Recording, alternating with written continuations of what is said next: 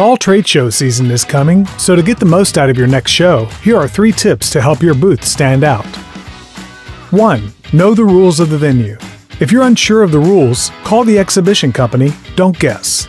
For example, some venues will let you stick graphics on the walls. However, they may have rules that require your graphics to be removed cleanly after the show. If that's the case, HP PVC-free wallpaper is a great choice because it goes up and comes down with just water and doesn't leave behind any sticky residue. 2. Make your installation time efficient.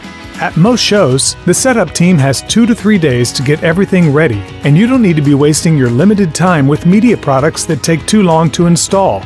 That's where a product like HP Durable Backlit Fabric, which creates eye-popping graphics, is a perfect solution that can be installed in less than 30 minutes with no-sew Ketter tape.